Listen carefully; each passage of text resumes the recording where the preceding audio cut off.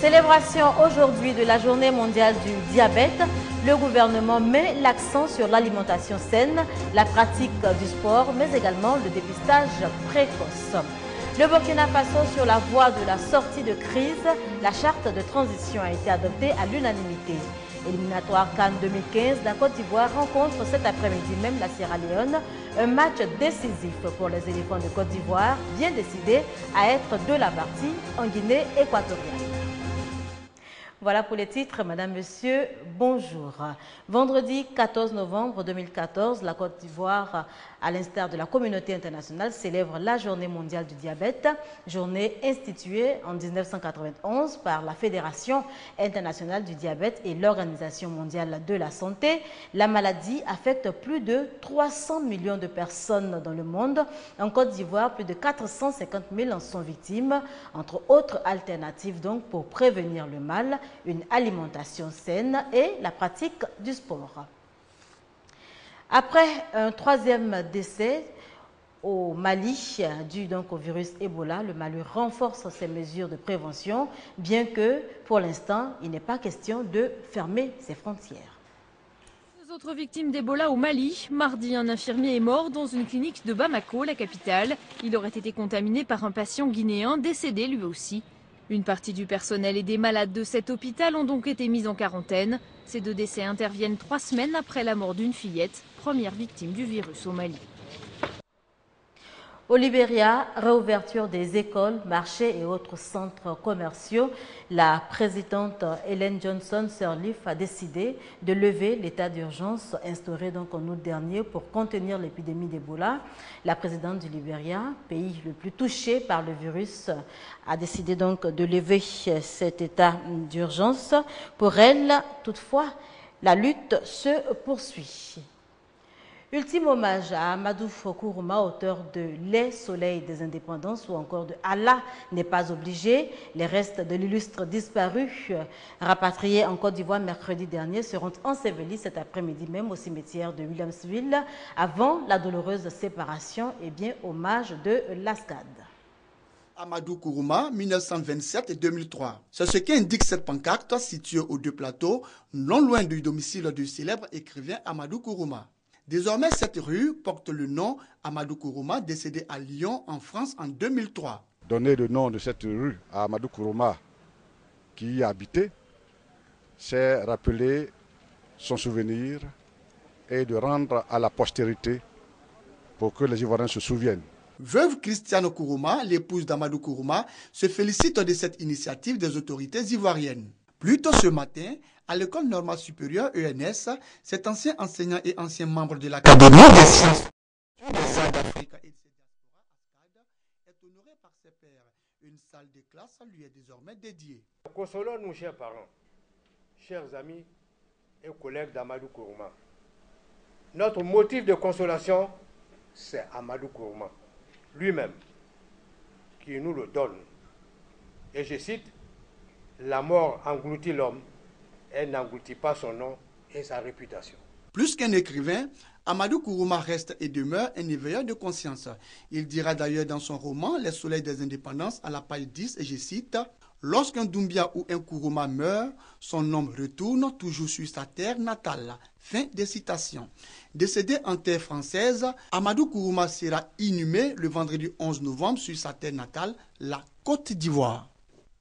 C'est un reportage signé par Gassoro Kone. Ultime hommage donc de la nation à Amadou Kourouma, une série d'activités prévues à l'occasion et les établissements scolaires du district d'Abidjan ne sont pas en reste, nous dit Grace Kando.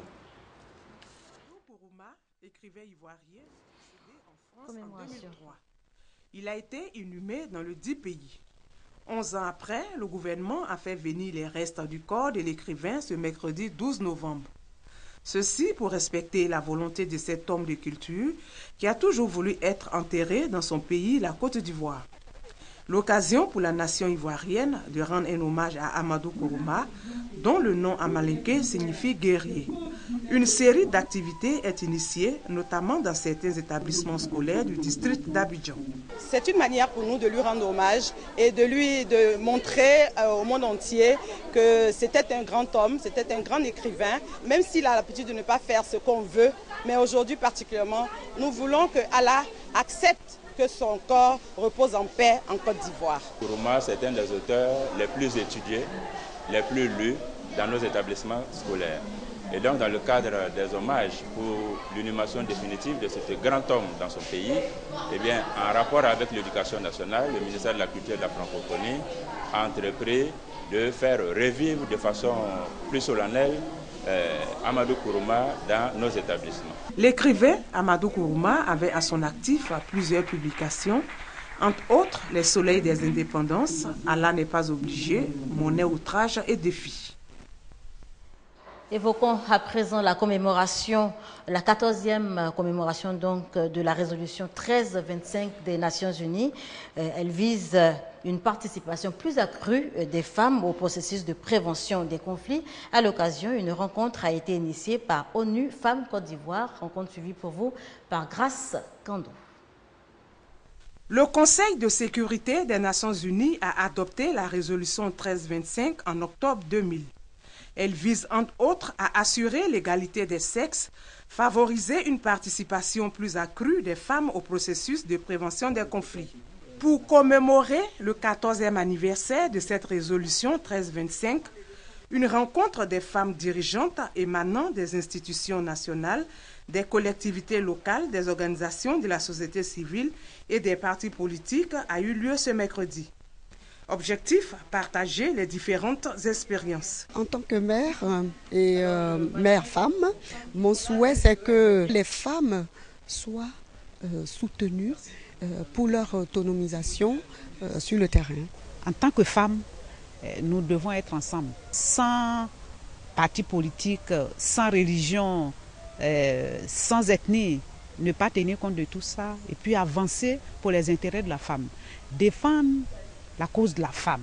Pour la représentante de l'ONU Femmes en Côte d'Ivoire, beaucoup a été fait, mais des défis restent à relever. Les questions de lutte contre les violences faites aux femmes, il est vrai, la stratégie est là, mais il faut la mettre en œuvre. La ministre de la Solidarité, de la Famille, de la Femme et de l'Enfant dit avoir pris bonne note. Ses préoccupations seront portées au plus haut niveau.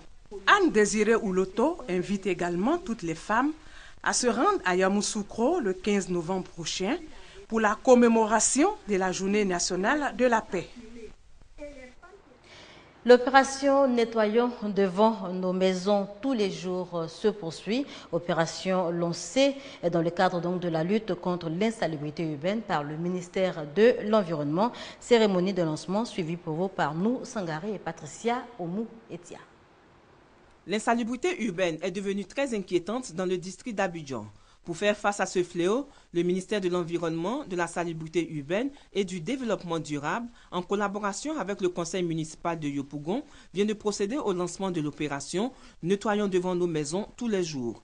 Une opération qui vise à lutter efficacement contre l'insalubrité dans les communes d'Abidjan. Venus nombreux à ce lancement, les groupes de femmes et d'hommes opérant dans le domaine de la salubrité urbaine dans la commune de Yopougon adhèrent à cette initiative du ministère en charge de l'environnement, de la salubrité urbaine et du développement durable. Koulibaly Mohamed, représentant le ministre Alla Kwadio Rémy, se réjouit de l'adhésion du maire Gilbert Kafana Kone et de son conseil municipal, mais surtout de l'adhésion de la population de Yopougon à cette opération. Le ministère offre du matériel de salubrité aux responsables des ONG engagés dans la lutte contre l'insalubrité dans la commune de Yopougon. Pour donner une chance de réussite à cette opération, ces ONG recevront également une formation pour mener une campagne de proximité dans les quartiers de la commune. Cette campagne, qui a démarré le 11 novembre dernier dans la commune de Yopougon, va s'étendre aux autres communes du district d'Abidjan. Célébration du mérite à Adjamé, les responsables de la police et de la gendarmerie appelés à d'autres fonctions étaient à l'honneur. Franck Kwadio.